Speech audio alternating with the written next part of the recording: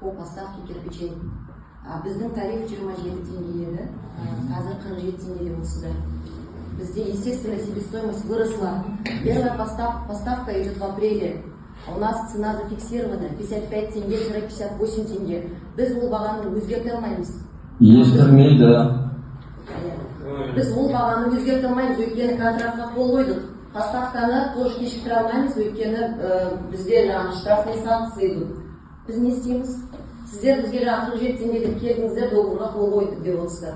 Именно энергопотокты біз мысалы мынадан аламыз, мынадан алмаймыз деп ойламаймыз ғой.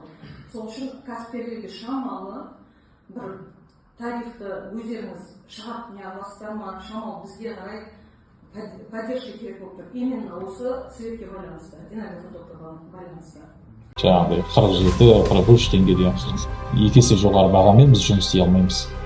Өте бизнеске жалғыз бізге емес, жалпы Қазақстандағы осындай үлкен кіші компанияларға осы электр энергиясын өте көп қолданатын оларға өте қиын болады. Мен білмеймін, адам миына сыймайтын шешімдер қабылдайды. Бұл бейнежазбалар Атамекен ұлттық кәсіпкерлер палатасының ұйымдастыруымен өткен электр энергиясы туралы түйткілді мәселені ортаға салған жиыннан үзінді. Байқасаңыз, өңіріміздің кәсіпкерлерінің жанайқайы электр энергиясының құны күрт өсуі жөнінде айтылуда. Бұл мәселе бүгінде қызу талқыға түсіп жатқаны жалған емес, десек те түйінді тақырыптың тұрғындар мен кәсіпкерлердің ыңғайына шешілуі мүмкін еместей көрінеді. Электр энергиясының бағасын төмендету жоспарда бар ма? Және қанша пайызға? Осы сұрақ бойынша жаңа алдағыда атап өткендей, 1 сәуірден бастап реттелмейтін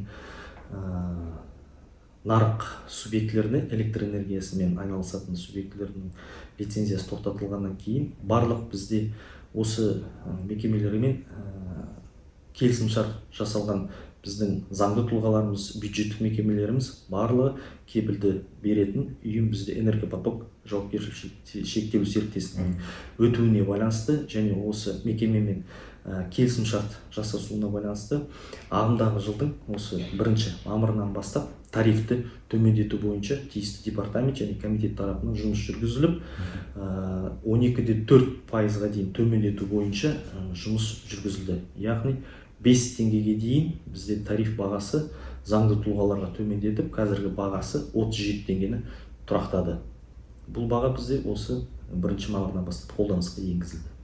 Міне, жауапты мекеме басшысының айтар осы, ал біздің қолда бар мәліметке сүйенсек, кәсіпкерлер мен заңды тұлғалардың электр энергиясына төлейтін құны 47,3 теңге болып, ағымдағы жылдың 1 сәуірінде бекітілген болатын. Аталған соманың 16,5 теңгесін электр энергиясын өндіруші мекемелер сату бағасына бекітіп қойған, ал қалған 30,8 теңгесі тасымалдаушылар мен алып-сатарлардың қалтасын томпайтуда. 90 ауыз сөздің тобықтай түйіні электр энергиясын кәсіпкерлерге берудің ең тиімді тұсы осы болғаны ма, әлде тағы да кәсіпкерлердің базынасы бас аяқсыз қалып кете ме? Ержан Смағұл, Жаңа Тұран, анық ақпаратпен жедел жаңалық.